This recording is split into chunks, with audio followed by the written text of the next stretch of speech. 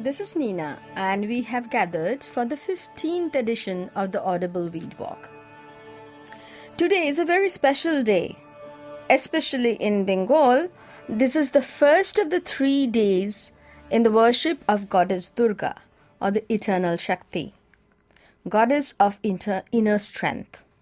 All across India, the 9-day period, which has started from the 17th, called Navaratri, are celebrated slightly differently. Here in this area, the first 3 days is Durga is worshipped, the next 3 days Lakshmi, and then the final 3 days is Saraswati, the goddess of knowledge. In Bengal, however, this entire festivity is dedicated to Durga.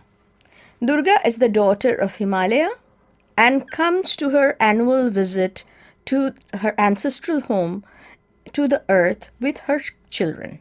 She is treated as a daughter and pampered with food and festivities, despite the very warrior image in which she is worshipped. Here comes the topic of the day.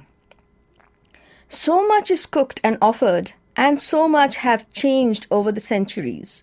For example, Bengal is known for the milk or cottage cheese-based sweets that are also included in this offering.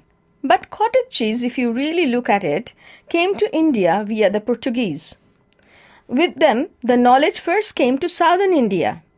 And even though paneer, which is a daily meal, included in the daily meal more so in the North India, it first came in the south.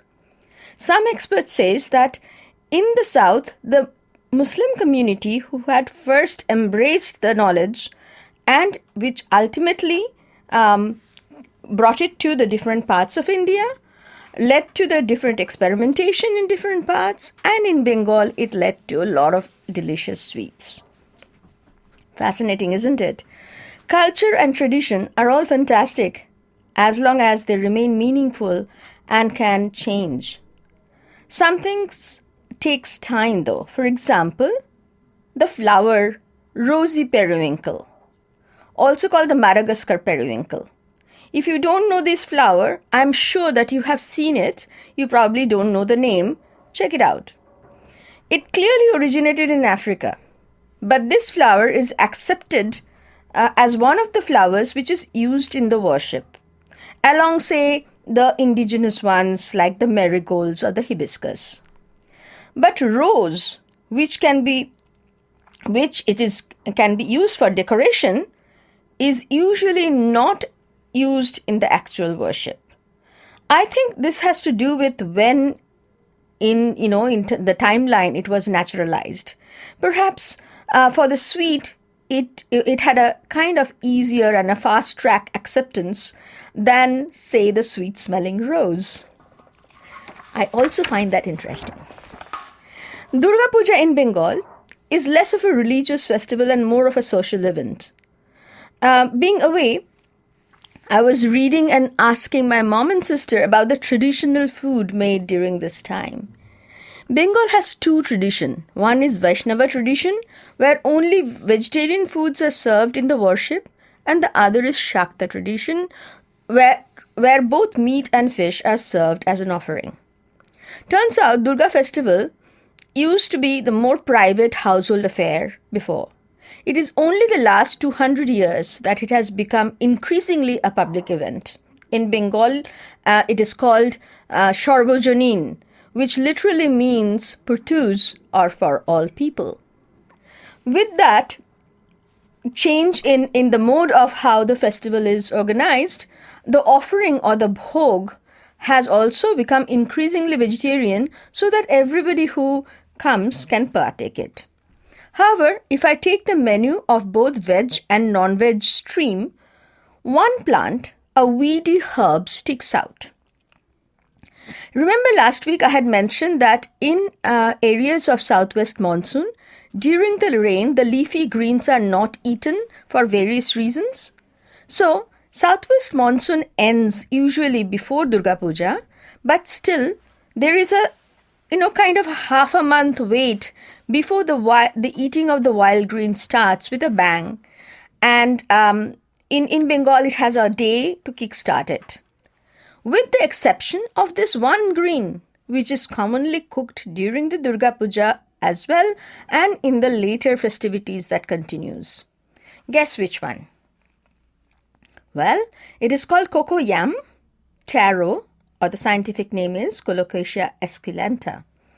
Please check the coloring book if you have a copy to note which one, but carefully also look at the pictures that would be posted along with this podcast.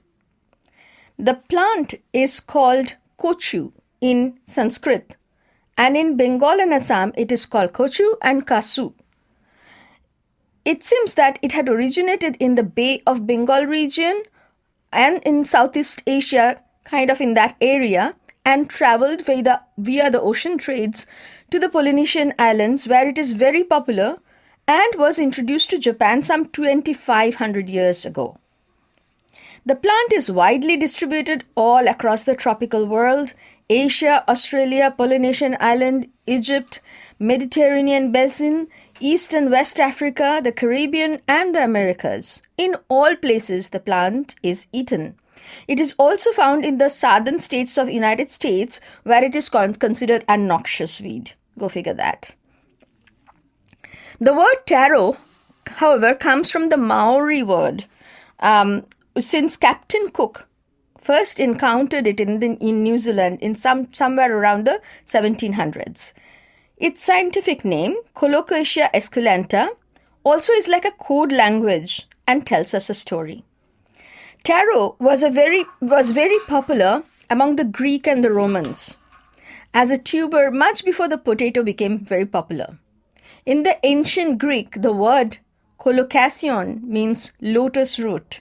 So its kind of root is similar looking as lotus, gives the genus its name, Colocasia. The species name, esculenta, means edible in Latin. There you go. This plant is actually telling, eat me. Now what do we eat? Which part? Pay attention and also look at the picture posted with the podcast. We will go bottom up. First, the corm or the cormlets.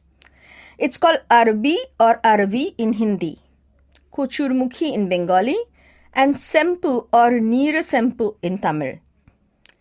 The stem-like petiole or the leaf stalk are eaten in Bengal, but not so popularly the leaves. Further northeast, however, both leaves and leaf stalks are eaten together as a green vegetable. In Nagaland and in other places, leaves are fermented to make something called anishi. It's a small pellet-like fermented dried leaves, which is then added to make some absolutely super yummy food. In some varieties, primarily the leaves are eaten. In Gujarat and western part of the country, this variety is called patra and makes wonderful leaf rolls mixed with chickpeas and spices, and they can be eaten just steamed, fried, or made into curries. Apart from the leaves, another delicacy is prepared in the east and northeast state is the stolon. See the diagram. What I mean is the stolon. It runs under the soil and it spreads horizontally. And from its nodes, the new plants comes up. So this is certainly my personal favorite. I know this is eaten in Eastern India, but I have not really heard or seen it being eaten elsewhere. So if you know, write to me. I would love to know. Maybe we will do this podcast in 2 parts. After this current podcast, find out where your nearest source of this plant is, so that in the next part, when I share some recipes, you can follow, add your own creativity. How's that? By the way, Colocasia esculenta is high in oxalic acid, the stuff that make your throat itch, or if you have a renal condition, better to be careful and control your intake. The itchiness goes away if the plant is washed and processed well before use, if it is used for fresh. Never ever eat this plant or any part of it raw. Apart from anishi, I have mentioned, which is a fermented leaves, there is sapal in New Guinea, poi in Hawaii, they are made with the fermented, they are fermented part of the corm. The corm itself gets fermented. The fermentation also takes care of some of the oxalic acid. So it's, in a way, it's also processing. The other well-known method of taking care of this, itchiness is the souring agent. Like if you add tamarind or lemon in the recipe, it kind of gets taken care of. This brings us to what properties of this much used, almost ubiquitous taro that's served as a staple or subsistence food to millions of people in the developing countries in Asia, Africa, Central America?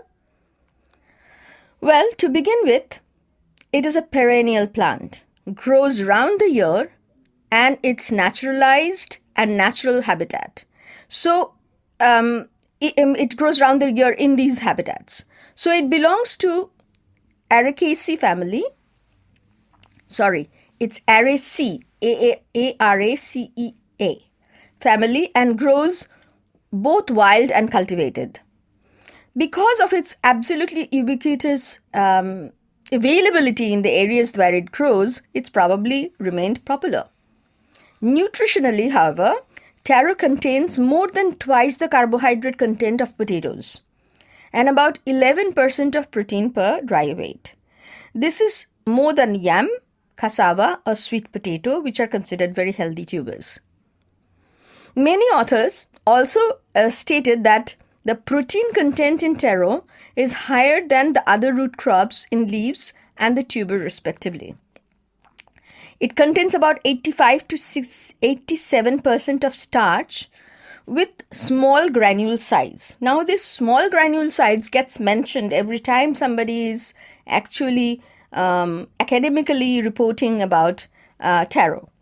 I'm not sure what it really actually does, but somewhere have read, and I will explore this a little more, that it seems the small granule size makes starch less available to the body. So it's not as starchy, even though it is a starchy food. So other nutrients such as minerals, vitamin C, thiamine, riboflavin, and niacin content in the taro is better than any other cereal. Taro leaves also has these same nutrients. And taro leaves on top of that is very rich in protein. So it's kind of makes it a complete food. The taro leaves are rich in protein. Taro roots are high in carbohydrate. So, protein and carbohydrate are, two main pillars of a balanced diet. So, other nutrients such as minerals, vitamin C, thiamine, they are also, as I mentioned, present in high content. On top, taro is very high in dietary fibers. Dietary fibers is very good for, the intestinal health, digestion, etc. So when I kind of looked at it, what it actually does to the body, how it actually helps the body. It controls blood sugar, improves digestive health. As we had said, it's high in fiber. It's anti-cancerous.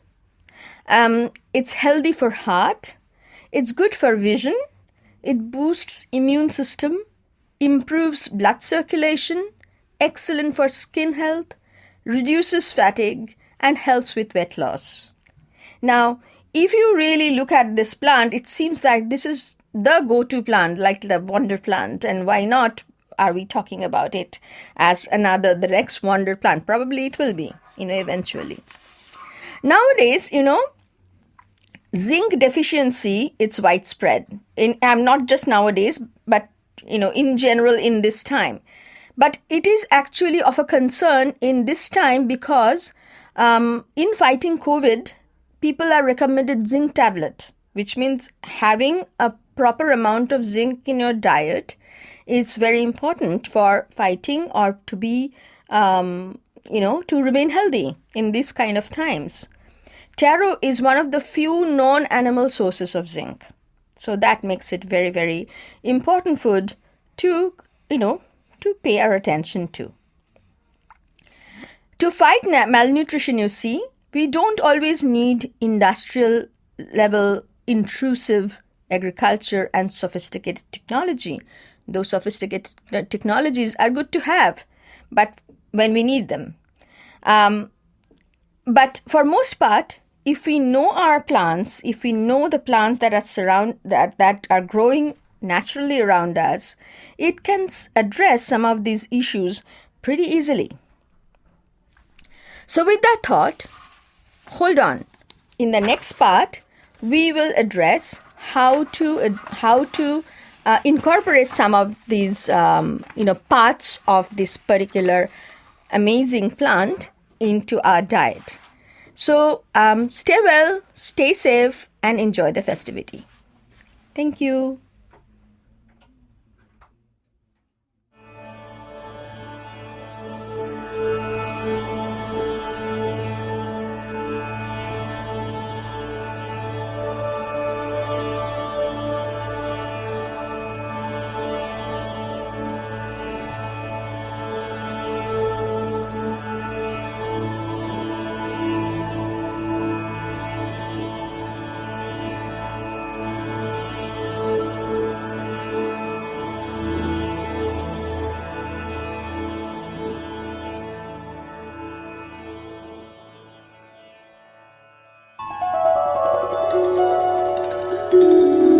இது Auroville radio.